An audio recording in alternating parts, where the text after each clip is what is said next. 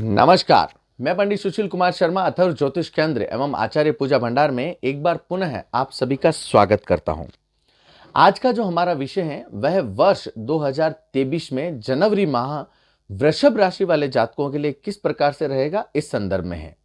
यदि अभी तक आपने अथर्व ज्योतिष केंद्र को सब्सक्राइब नहीं किया है तो आप उसे सब्सक्राइब अवश्य करें।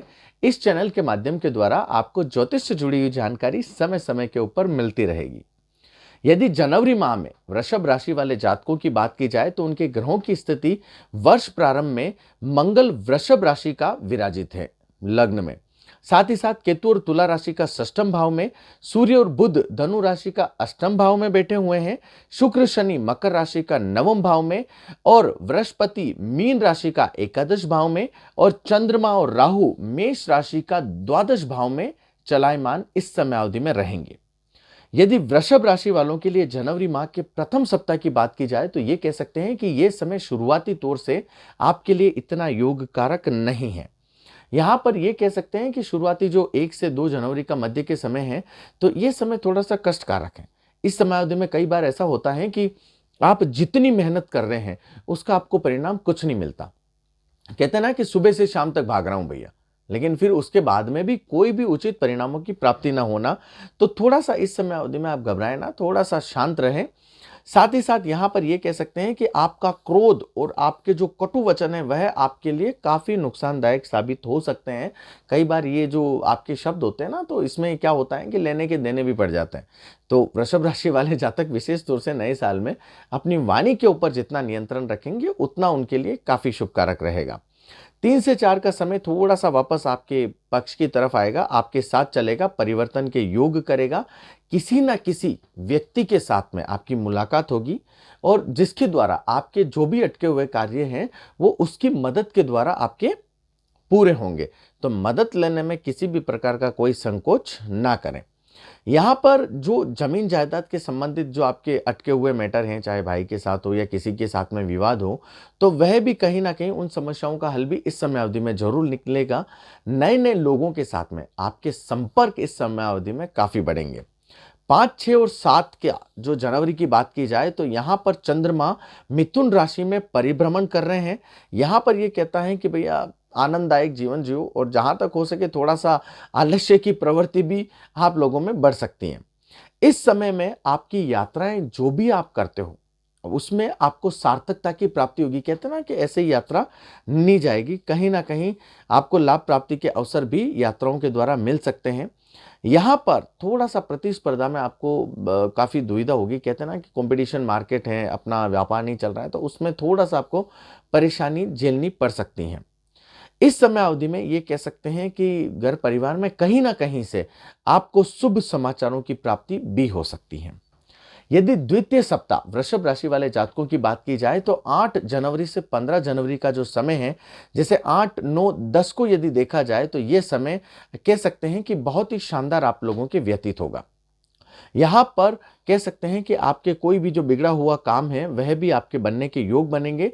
साथ ही साथ यहाँ पर आप कहीं ना कहीं प्रभु में आप अपना मन भी लगाएंगे। कहते हैं ना कि हाँ, पूजा में मन लग रहा है, कार्य नहीं हो रहा है लेकिन होने लग गया, तो ये अवसर आपके लिए काफी लाभ प्राप्ति वाला कहा जा सकता है। यहाँ पर ये कह सकते हैं कि संतान के प्रति भी यदि आपकी किसी ना किसी प्रकार की चिंता है तो वह भी ईश्वर की कृपा से दूर होगी। 10 जनवरी से 12 जनवरी के मध्य का समय यदि देखा जाए तो बुध का 8वें भाव में परिभ्रमण होने से कहीं ना कहीं आपको लाभ प्राप्ति में रुकावट महसूस होगी, धन की हानि हो सकती है।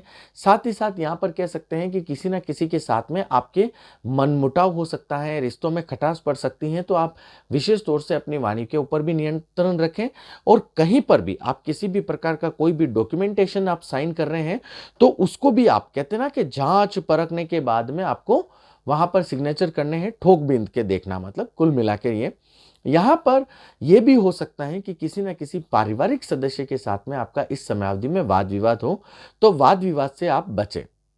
यहाँ पर 13 से 14 जनवरी का समय है।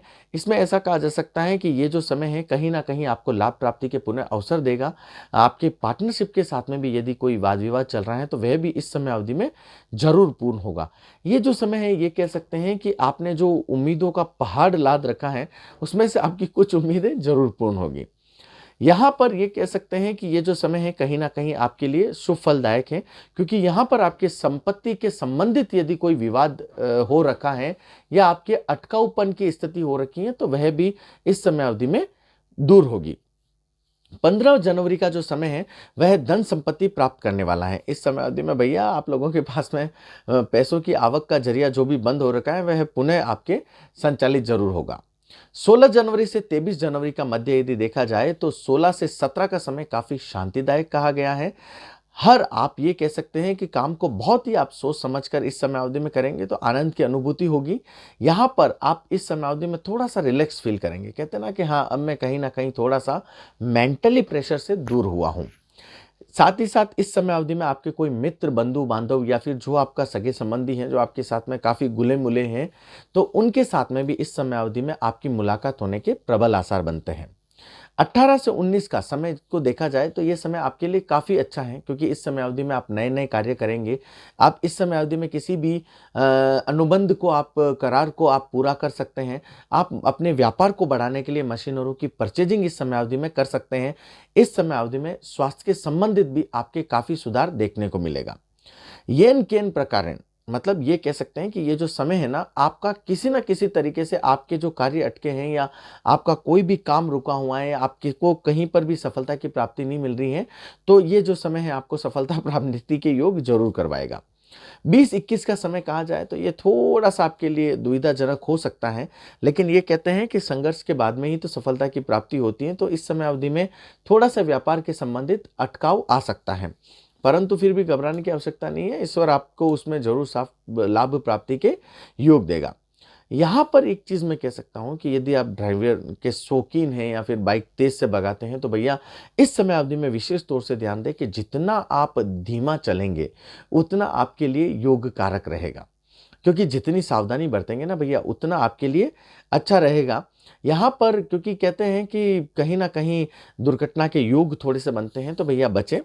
22 से 23 का समय आपके लिए पुनः अच्छा रहेगा। आप अपनों के साथ मिलकर कार्य करेंगे, साथ ही साथ आपको कहीं ना कहीं से खुशी के समाचार आपको प्राप्त होंगे। आप कहीं ना कहीं से भटक रहे हैं तो आपका मन इस समय अवधि में काफी शांत रहेगा। 24 जनवरी से 31 जनवरी के समय की यदि बात की जाए जो अंतिम सप्ताह है तो 24 से 25 का समय बहुत ही लाभकारक बीतेगा। मान सम्मान की प्राप्ति इस समय अवधि में होगी। आप कहीं ना कहीं मांगलिक कार्यों में इस समय अवधि में आप भ्रमण कर सकते हैं। यहाँ पर आपके जो शुभ चिंतक हैं या सहयोगी हैं आपकी इस समय अवधि में मदद जरूर करेंगे। जो नौकरी पेशे में लोग हैं उनके पदोन्नति के अवसर बनेंगे। जो ट्रांसफर के संबंधित सोच रहे हैं उनके ट्रांसफर के योग बनेंगे, मतलब इच्छित ट्रांसफर के योग।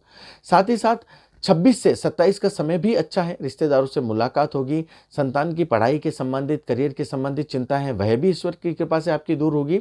आप ये कह सकते हैं कि आप कहीं ना कहीं थोड़ा सा अपने आप में भी आप इस समय अवधि में बदलाव को महसूस करेंगे। जो बेरोजगार हैं या फिर जिनको कहीं पे ही प्रतियोगिता परीक्षा की तैयारी कर रहे हैं उनके लिए भी ये समय जिसे ये कह सकते हैं कि अच्छा है, शुभ योग कारक है। 28 से 29 का समय थोड़ा सा आपके लिए मेंटली प्रेशर वाला हो सकता है, क्योंकि ये जो समय है 28 से 29 का ये 2 दिन इसमें कहीं ना कहीं आपके विवाद हो सकते हैं और आप किसी ना किसी अदालत के चक्कर में आप आ सकते हैं। तो भैया थोड़ा सा विवाद से बचे तो आपके लिए अच्छा है, क्योंकि ये जो समय है ये आपके लिए थोड़ा सा आपके जो पैसों के संबंधित है या आर्थिक जो बजट है उसको थोड़ा सा गड़बड़ाएगा। 30-31 का समय आपके लिए सम्मुख चंद्रमा वाला रहेगा, वह काफी शुभ कारक है। किसी न किसी नए काम की शुरुआत इस समय अवधि में आपके जरूर होगी। यदि अभी तक आपने अथर्व ज्योतिष केंद्र को सब्सक्राइब नहीं किया है तो आप उसे सब्सक्राइब अवश्य करें। वृषभ राशि का संपूर्ण प्रिडिक्शन मैंने डाल रखा है, आप उसे भी जाकर देख सकते हैं, जिसके द्वारा आपको आने वाले समय के बारे में आप अच्छा निर्णय और लेकर अपने कार्य में लाभ प्राप्ति के परम अवसर आप कर सकते हैं। यदि अभी तक आपने अथर्व ज्योतिष केंद्र को सब्सक्राइब नहीं किया है तो आप उसे सब्सक्राइब अवश्य करें। इस चैनल के माध्यम के द्वारा आपको ज्योतिष से संबंधित जानकारी समय समय के ऊपर उपलब्ध होती रहेगी।